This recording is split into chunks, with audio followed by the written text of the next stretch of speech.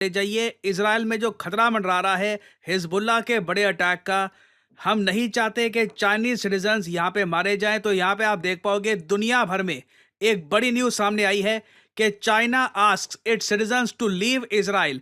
और आप अगर वर्ड पढ़ोगे ना, जो वार्निंग आई है चाइना से, ये कहा है जल्द से जल्द। हम ये नहीं कह रहे कि हाँ एक दो हफ्ते में आप इजराइल छोड़ के जा सकते हैं। चाइना ने अर्ज किया है अपने नागरिकों को, हजारों सिटीजन्स हैं by the way, Chinese citizens in Israel, सबको चाइना ने कहा है कि जल्द से जल्द इजराइल छोड़ के चले जाओ, leave this country as soon as possible. Now Indian perspective से ये डेवलपमेंट बहुत ही ज्यादा इंपॉर्टेंट इसलिए है क्योंकि चाइना इंडिया का नेबरिंग कंट्री है। इंडिया के कई वर्कर्स आज के समय इजराइल में काम कर रहे हैं। 15,000 से ऊपर इंडियंस आज के समय काम कर रहे हैं इन इजराइल। नाउ क्या हम चाइना को देखकर कुछ एक्शन ले? क्या हमें भी इंडियन सिटीजन्स को कहना चाहिए कि वापस इंडिया में आ जाओ? और इंडिया के केस में देखो, हमारी बहुत सारी जो लेबर है ये गई है इजराइल में, तो इंडिया में तो हम देखिए ये भी नहीं कहिए कि वापस इंडिया में आ जाओ। और इंडिया के केस में देखो, हमारी बहुत सारी जो लेबर है ये गई है इजराइल में, तो इंडिया में तो हम देखिए ये भी नहीं कह सकते कि वापस फ्लाइट की टिकट करके इंडिया में आ जाओ।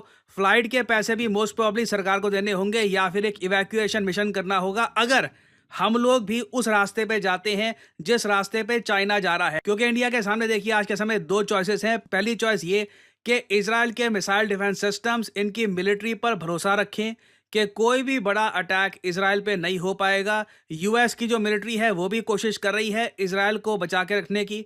तो एक तो हम ये मान सकते हैं कि इजराइल पे कुछ ज़्यादा बड़ा अटैक होगा ही नहीं, उल्टा इजराइल ही आराम से लेबनान को मारता रहेगा।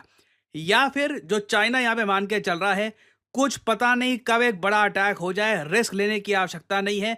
तो यहाँ पे एक्चुअली मैं आपसे पूछना चाहूँगा एक क्वेश्चन, आपके हिसाब से इंडिया को क्या अप्रोच लेनी चाहिए? जो आप कह लीजिए पैनिक चाइना शो कर रहा है, क्या सेम स्ट्रैटेजी इंडिया की होनी चाहिए या फिर हमें ट्रस्ट शो करना चाहिए टुवर्ड्स इजराइल?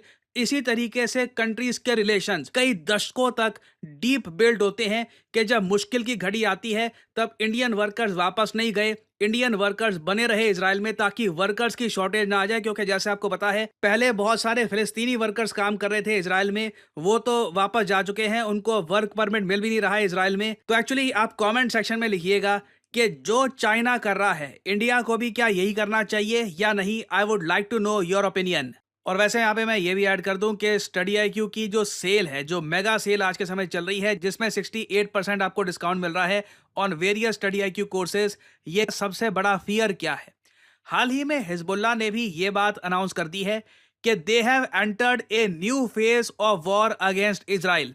देखिए इजराइल ने भारी नुकसान पहुंचाया है हिजबुल्लाह का। आप अगर देखें तो जो पेजर अटैक्स हुए हैं, फिर वॉकी टॉकी अटैक्स, इन सब अटैक्स पर मैं वीडियोस बना चुका हूं। मैंने आपको प्रॉपर्ली समझाया है कि किस तरीके से वॉर की एस्केलेशन लगातार बढ़ रही है। एक के बाद एक करके इजराइल ने हैवी डैमेज पहुंचाया है हिजबुल्लाह को। अब तो उनके बहुत सारे कमांडर भी मार दिए। हिजबुल्लाह फाइनली कह रहा है कि ऑल राइट, अब हम समझ चुके हैं ये वॉर अलग टाइप की है और अब हिजबुल्लाह भी इनके हिसाब से ये लोग भी अलग तरीके से इजराइल पे अटैक करेंगे। कई जो हिजबुल्लाह के आप कह लो स्पोक्समैन हैं, वो लोग ये भी कह रहे हैं कि इजरायली सिटीजन्स को टारगेट किया जाएगा। नेतन्याहू ने इसके रिस्पॉन्स में बस एक बात बोली है, we will do what it takes in fight. जो भी इसराइल को करना होगा ये करने को तैयार है। इजरायली डिफेंस फोर्स तो ये भी कहती है कि ये लोग लगातार हिजबुल्लाह को हिट करते रहेंगे, चाहे ये लोग तेल अवीव पे भी क्यों ना अटैक करना स्टार्ट कर दे, तब भी इजरायली डिफेंस फोर्स रुकने वाली नहीं है।